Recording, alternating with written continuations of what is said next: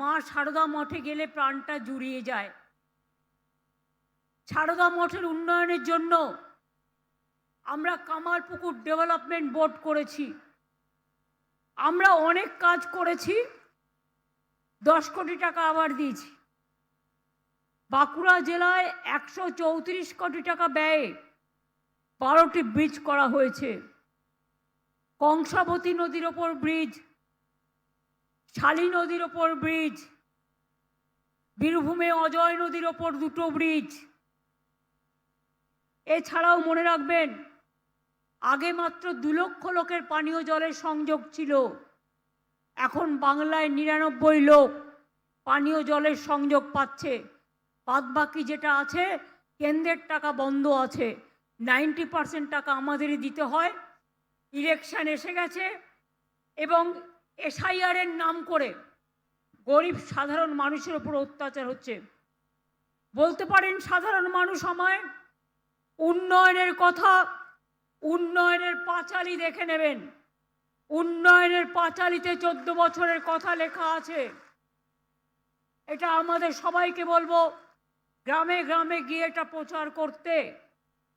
কিন্তু অনেক কথা আবার লেখাও নেই। আমি আপনাদের শুধু 2-1টা কথা বলি। জলের জন্য অনেক করা হয়েছে। এছাড়াও বাঁকুড়া, বিষ্ণুপুর, সোনামুখী মিউনিসিপ্যালিটি 164 কোটি টাকা ব্যয়ে 3টি পানীয় জল প্রকল্প গড়ে তোলা হয়েছে। 979 কোটি টাকা খরচ করে ইনপুট তালডাংরা, মেজিয়া, গঙ্গা জল ঘাটি ব্লকে বড় পানীয় জলের প্রকল্প করা হয়েছে। বাঁকুড়া জেলায় 1011 কোটি টাকা ব্যয়ে বড় প্রকল্প তৈরি করা হয়েছে, যার ফলে বাঁকুড়া 1, বাঁকুড়া 2, বড়জোড়া, শালতোলা, ছাতনা, খাতড়া, হীরাবাদ, রানীবাদ, ওন্দা, ইন্দাস, সিমলাপাল, সারেঙ্গা, বিষ্ণুপুর ব্লকের 17 লক্ষ মানুষ উন্নয়ন পাচ্ছেন। আমি জাস্ট 2টো কথা বলবো বলে আমি আমার পলিটিক্যাল কথায় আসব। একজন দুঃশাসন এসছেন বাংলায়। ভোট আসলে দুর্যোধন আর দুঃশাসনরা আসেন। ওদের চোখে দেখবেন, 2 চোখে দেখলেই আতঙ্ক হবে, এই বুঝি কিছু ক্ষতি করতে এলো রে, এলো রে, এলো রে, এলো রে, গেল রে, গেল রে, গেল রে। দুঃশাসন বাবু এসছেন, শকুনি মামার চেলা চামুন্ডারা ঘুরে বেড়াচ্ছে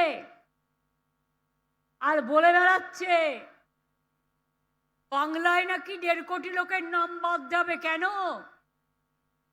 যারা সারা জীবন বাংলায় থেকেছে, বাংলায় তারা ভোটার।